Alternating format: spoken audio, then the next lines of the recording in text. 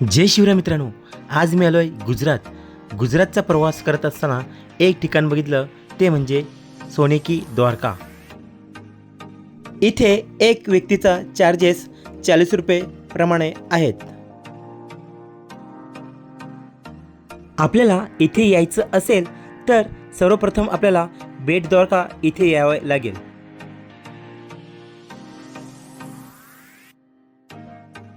सोने की द्वारका ह्याबद्दल बरंच वेळा ऐकलं होतं, म्हणून आज इथे बघण्यासाठी आलोय।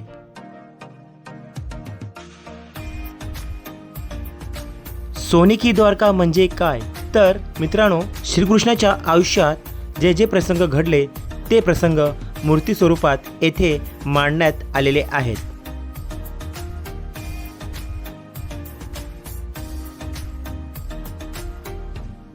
मित्रांनो, आपण जर गुजरात देवदर्शनासाठी येत असाल तर गुजरातमध्ये 2 द्वारका आहेत। एक म्हणजे गोमती घाटावर असलेली द्वारका आणि दुसरी म्हणजे बेट द्वारका।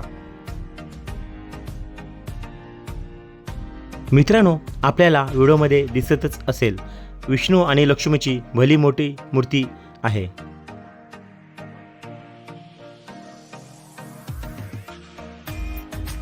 आपण जेव्हा बेट द्वारकाला याल तेव्हा त्याच्या बाजूलाच ही सोन्याची द्वारका म्हणून उभारलेली आहे।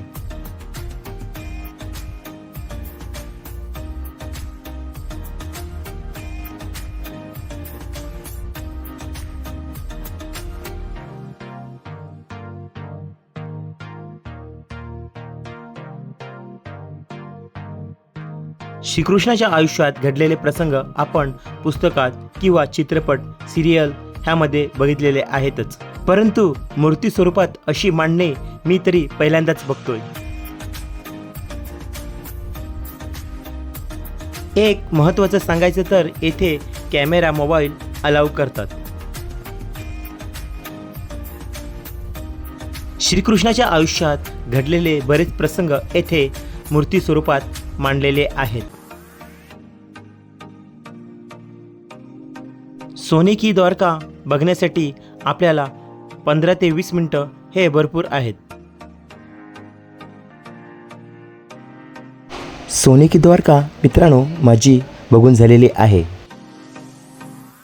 चला मग मित्रांनो, भेटूया पुढच्या व्हिडिओमध्ये। धन्यवाद।